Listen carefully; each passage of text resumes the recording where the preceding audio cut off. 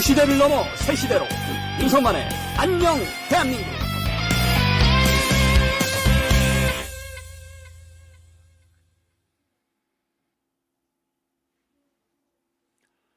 시청자 여러분 안녕하십니까? 윤석만의 안녕 대한민국 4월 10일 아침 방송을 시작하겠습니다. 여러분 드디어 오늘입니다. 오늘 무슨 날인지 아시죠? 네, 그렇습니다. 기분 좋게 오늘 하루를 아침을 시작하시기를 바랍니다. 그리고 우리 동료 시민 여러분 중에 아마 많은 분들이 이따 오후에 한동훈 대표의 출마 선언 장소에 오실 거라고 알고 있는데, 제가 아침에 올라가 봤더니 여러분 아시는 것처럼 이 대합 빌딩이라는 곳에 저희 뉴스 엔진 스튜디오가 있고, 또 이 같은 건물에 한동훈 캠프의 사무실이 있습니다.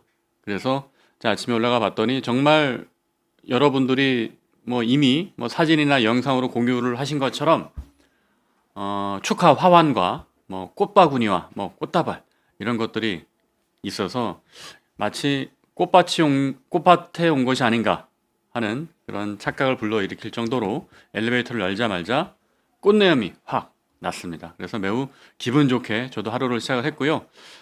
오늘 출마 선언과 함께 한동훈 캠프도 공식적으로 띄우는 걸로 이렇게 돼 있습니다.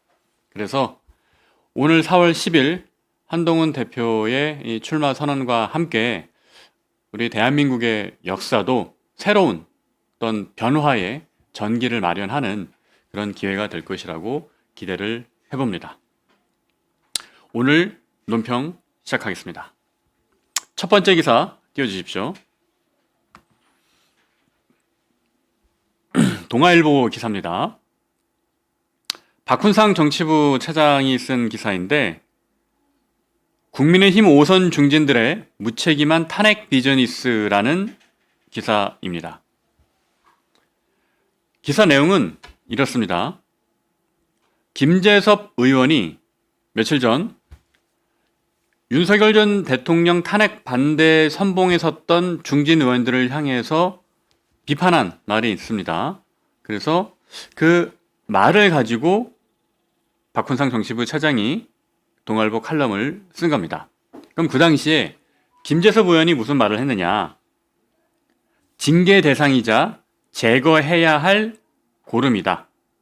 그러니까 윤 전 대통령의 파면 직후 의원총회에서 무슨 말이 나왔었냐면 고름은 살이 되지 않는다라는 말이 나왔었어요. 그러니까 이게 당시 친윤계가 탄핵을 찬성했던 의원들을 도려내야 할 고름으로 비유했던 것이죠. 그래서 이 말을 그대로 받아친 겁니다. 징계 대상이자 제거해야 할 고름이다. 네, 김재섭 의원 매우 훌륭한 또 청년 정치인이죠.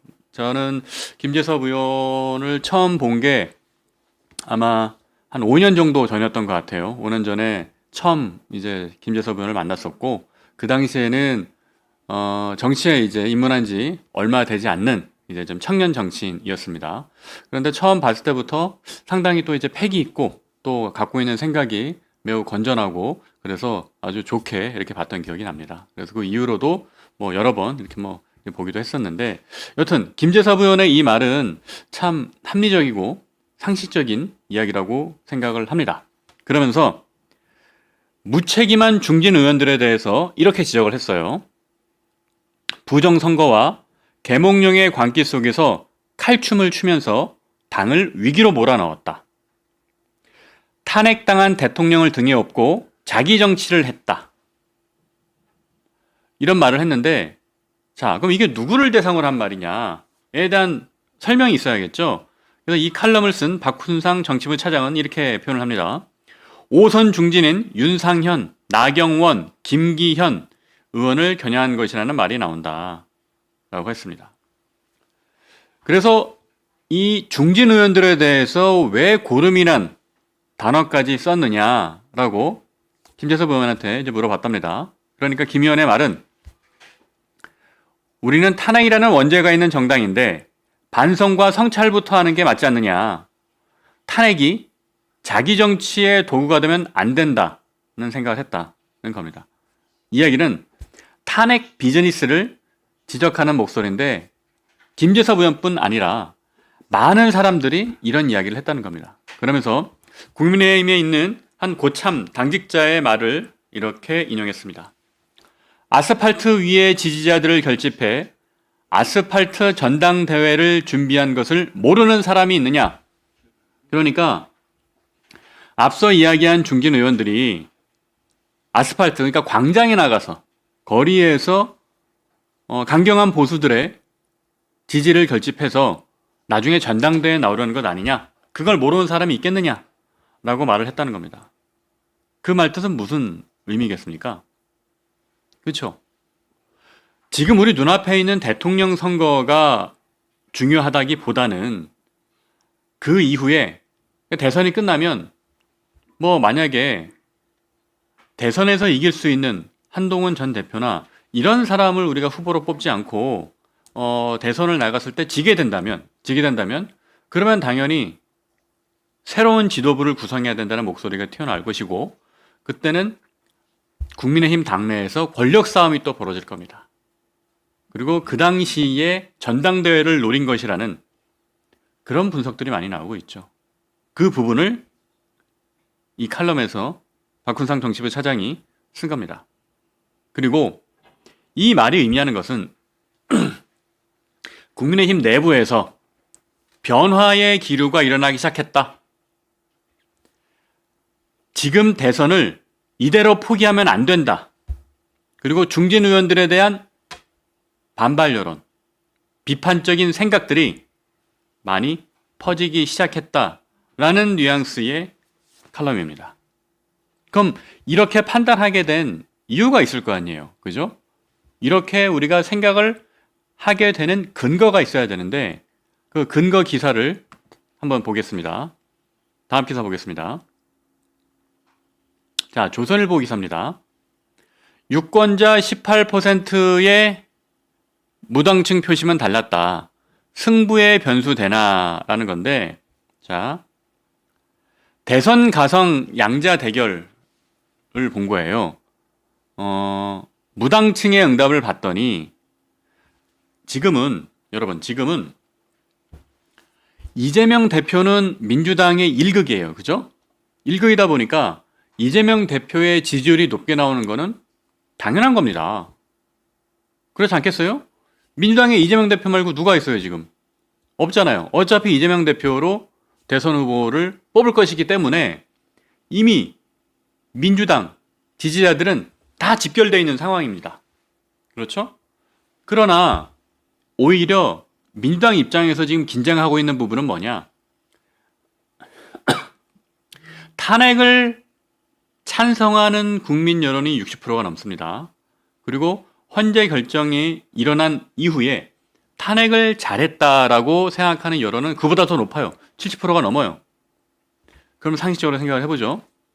그러면 국민의 정말 3분의 2가 국민의힘의 윤석열 전 대통령의 비상계엄은 잘못됐다. 탄핵 잘했다. 이렇게 얘기하는 상황이면, 그죠? 이재명 대표의 지지가 압도적이어야 되는 거 아닙니까? 그런데 이재명 대표의 지지는 40%를 뭐 간당간당해요. 뭐 어떨 땐 넘기도 하지만 대부분의 경우는 40%를 못 넘을 때도 있고. 그럼 그게 뭡니까? 그렇죠. 윤석열 전 대통령의 비상계엄이 잘못됐다라는 생각을 국민들이 많이 합니다. 하지만 그 의견이 오롯이 이재명 대표한테 가지 않는 거예요. 그러니까 이재명 대표는 뭘 해도 자기의 천장을 깨기가 어려운 상황이 지속되고 있는 겁니다. 그래서 지금은 지지율 1위일지 모르지만 앞으로는 어떻게 될지 모른다. 그 이야기를 조선일보 기사가 하고 있는 겁니다. 그러니까 무당층, 아직 누구를 지지할지 선택하지 않은 무당층의 응답률을 봤더니 자 보십시오. 김문수, 안철수, 오세훈, 유승민, 한동훈, 홍준표 이렇게 보니까 무당층의 의견은 김문수 후보를 빼고 누구를 갖다 놔도 국민의힘 후보가 앞섭니다. 이 그래프가 보여주는 중요한 사실은 두 가지입니다. 첫 번째, 유보층에서는 이재명 대표의 지지율이 낮구나. 그죠? 얼마 안 되는구나. 그리고 이재명 대표는 탄핵과 비상계엄과 이런 정말 이례적인 엄청난 사건이 있었음에도 불구하고 그 지지세를 온전히 흡수하지 못하는구나. 유리천장 갭이 있구나. 첫 번째, 그 얘기는 뭡니까? 그렇죠. 국민의힘도 이번 조기 대선에서 한번 해볼 만하다. 국민의힘 후보로 이재명 대표와 싸워서 이길 수 있다라는 믿음을 보여주는 겁니다. 그 믿음을 넘어서 이건 실증이죠. 이 결과가 이렇게 나왔으니까. 그리고 두 번째 더 중요한 겁니다. 자, 동료 시민 여러분, 이 표를 가지고 여러분들이 이제 설득을 하셔야 돼요. 그럼 어떻게 설명을 해야 되느냐? 설명하는 방법은 이 표만 봐도 딱 나오잖아요. 그죠? 여러 명의 후보가 있는데 여러 명의 후보 중에서 김문수 후보를 제외한 나머지 후보들은 다 이재명 대표에 앞섭니다. 근데 김문수 후보는 이재명 대표의 8%포인트 차이로 져요. 오차범위 밖에서 지고 있어요. 무슨 뜻이냐? 그동안 중도 확장성에 대한 이야기를 많이 했잖아요.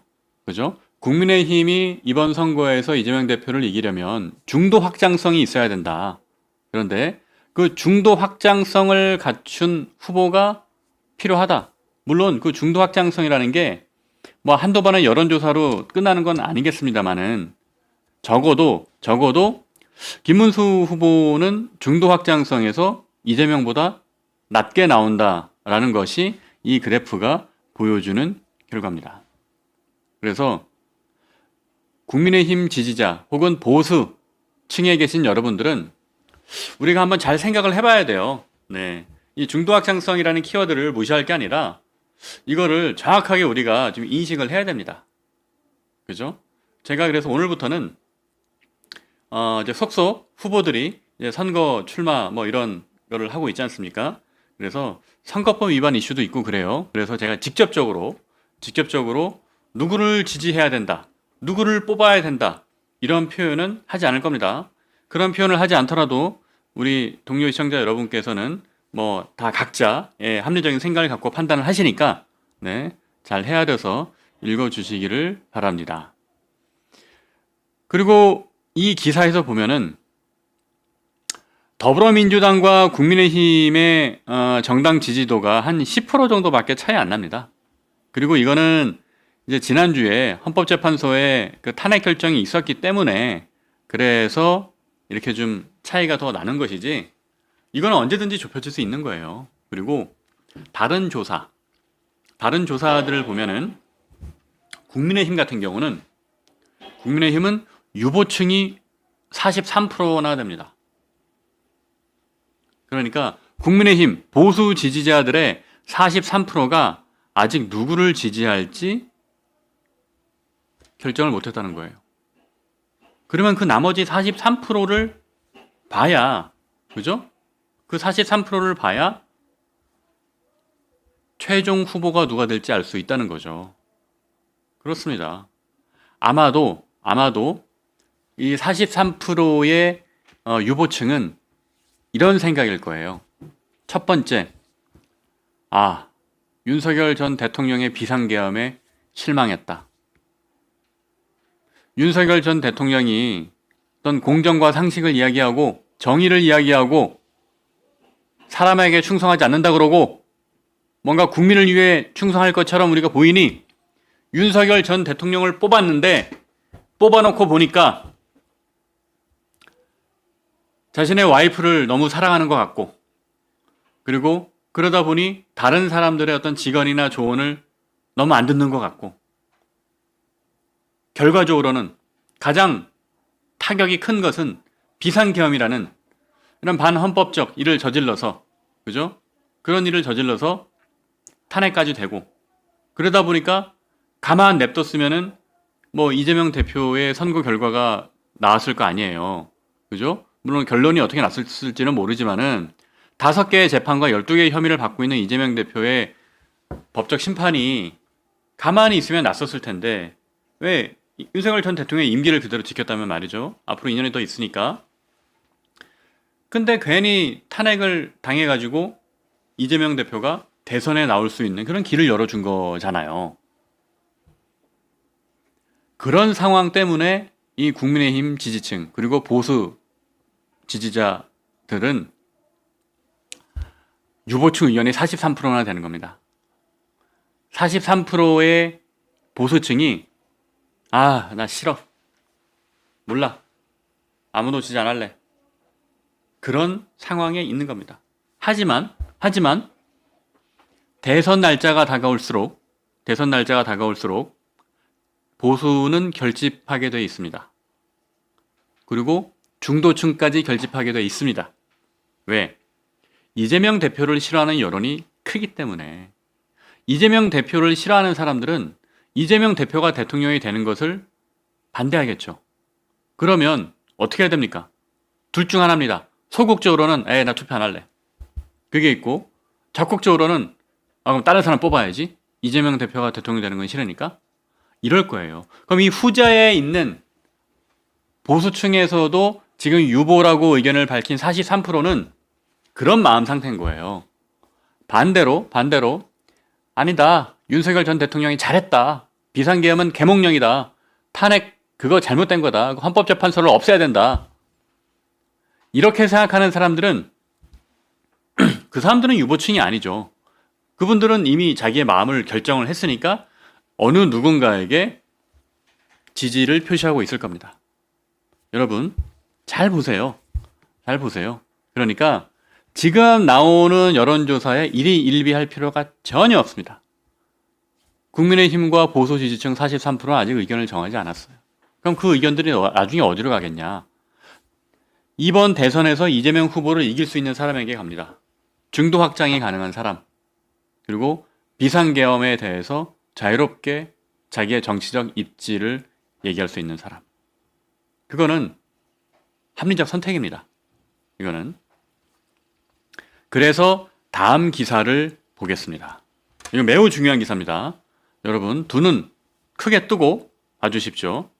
자, 기사 한번 읽어볼까요? 조선일보입니다. 양상훈 칼럼, 국민의힘 50만 표 이기거나 500만 표 지거나. 양상훈 칼럼. 자, 양상훈이 누굽니까? 네, 제가 존경하는 선배 중에 한 명입니다. 기자 선배로서 조선일보 주필입니다. 그죠? 조선일보 주필, 중앙일보에도 이제 주필이 있고, 뭐 동아일보에도 주필이 있고, 다 이제 언론사에는 주필 역할을 하는 분들이 있습니다. 근데 이 주필이라는 것은 그 신문사를 대표하는 필자예요. 그죠? 메인 라이터라는 뜻이니까. 그러면 주필의 칼럼이, 주필의 글이 그 신문사의 전체의 의견은 아닙니다. 아니지만 그 전체 의견을 대표하는 거라고 볼 수는 있어요. 사설같이. 왜? 주필이니까. 그래서 오늘도 1600여 명의 시청자 여러분들이 보고 계시는데요. 이분들께 양상훈 주필의 칼럼을 소개하겠습니다. 50만 표를 이기거나 500만 표를 지거나.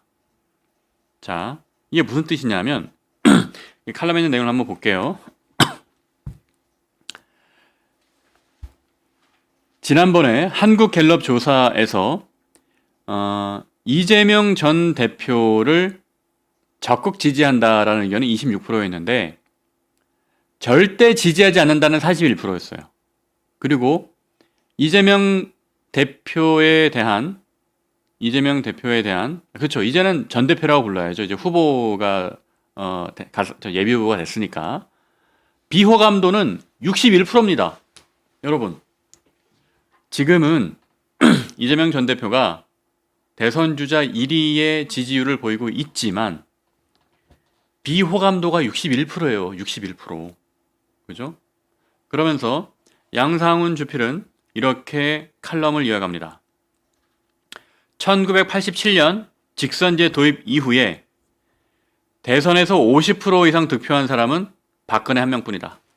그 당시 박근혜가 51.5% 얻었습니다. 그리고 이재명 전 대표는 2022년 대선에서 47.8% 얻었습니다. 그러니까 이걸 근거로 해서 양상은 주필의 가설은 이거예요. 이번 대선에서 이재명 전 대표가 득표할 수 있는, 얻을 수 있는 한계는, 그러니까 가장 많이 득표를 해봐야 47%에서 51% 선이 될 것이다. 그게 득표 한계일 것이다. 라는 게 양상훈 주필의 가설입니다. 이 가설의 근거는 두 가지죠. 첫 번째, 역대 가장 많은 득표가 박근혜였는데 그게 51.5%였다. 두 번째, 이재명 전 대표에 대한 비호감도가 61%에 달한다. 국민 10명 중 6명이 비호감을 갖고 있다. 라는 뜻의 여론조사가 결과가 있다는 거죠. 그리고 실제로 지난번 대선에서 윤석열 후보가 0.7% 차이로 이겼잖아요. 그죠? 0.7% 차이로 이겼으니까 양상훈 주필이 하는 이야기는 국민의힘이 이재명 전 대표와의 경쟁에서 신승을 하거나 어렵게 이기거나 아니면 500만 표 차이로 그냥 확 지거나. 그럼 500만 표라는 숫자는 어디서 나왔느냐? 이게 2007년 대선이었어요. 이게 어제 제가 잠깐 말씀드렸는데 이명박 후보하고 정동영 후보, 이회창 후보 이렇게 세 후보가 난립을 했었죠. 그럼에도 불구하고 당시 정동영 후보가 530만 표로 졌어요. 역대 최대 표차였습니다. 그렇기 때문에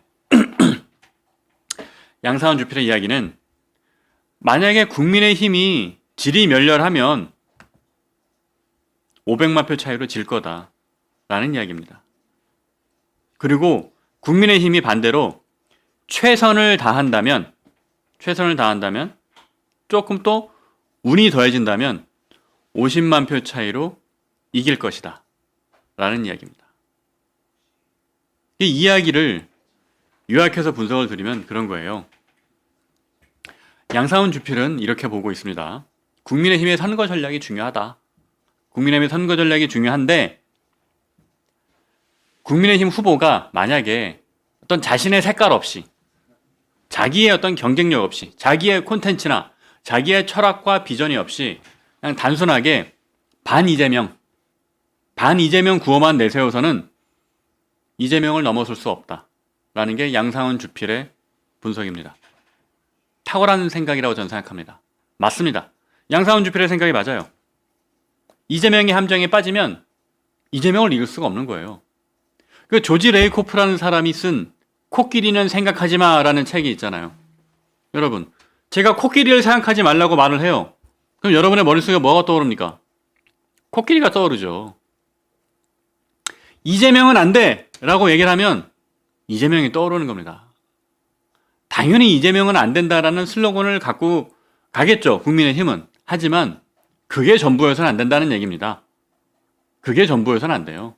그거를 뛰어넘는, 그거를 넘어서는 국민에게 어떤 가치와 비전 제시할 수 있는 정치인, 그 국민의힘 후보만의 철학이 있어야 이길 수 있다는 겁니다. 그것이 양상훈 주필이 오늘 조선일보 칼럼에서 주장한 내용입니다. 왜? 국민들은 이미 윤석열과 이재명의 싸움에 지쳐 있어요. 너무 힘들어요. 그래서 그런 지리멸렬한 싸움을 보고 싶은 게 아니라 새로운 정치를 보고 싶은 겁니다. 새로운 시대 교체를 보고 싶은 겁니다. 물론 국민의힘에 있는 강성 보수층 안에서는 안티 이재명 구호 하나만으로도 먹혀요. 강성 보수층 안에서는. 그러나 앞서 제가 설명드렸던 유보층과 합리적인 보수 그리고 중도층에서는 안티 이재명만 얘기하면 안 된다니까요. 그러면 국민의힘 후보는 경쟁력을 가질 수가 없습니다. 절대. 그래서 국민의힘 지지자와 국민의힘 지도부는 이 상황에서 매우 중요한 결정을 해야 되는 순간입니다. 어제 김문수 후보가 출마 선언을 했고 또 그저께는 안철수 후보가 출마 선언을 했습니다. 오늘은 한동훈 이제 후보가 출마 선언을 예정하고 있죠. 그리고 뉴스 나오는 거 보니까 아마 주말께 오세훈 시장도 할 예정이고 또 홍준표 시장도 월요일쯤에 하는 걸로 이제 계획을 잡고 있는 것 같습니다. 그래서 국민의힘에 있는 이 훌륭한 좋은 후보들이 정정당당하게 경선을 치러서, 그죠? 정정당당하게 경선을 치러서 컨벤션 효과도 누리고 유보층과 중도층의 이목도 끌고 그렇게 하면서 이 경선을 흥행으로 몰고 간 다음에 이재명 대표와 싸워서 이길 수 있는 본인의 어떤 철학과 이런 걸 가진 후보를 한 명 뽑고 그 다음에는 이 경선에 나왔던 모든 후보들이 힘을 합쳐야 됩니다. 그렇게 똘똘 뭉쳐서 새로운 나라의 철학과 비전을 제시하면서 가야 이길 수 있다는 말씀을 드리는 겁니다. 네, 오늘 논평은 여기까지 하겠습니다.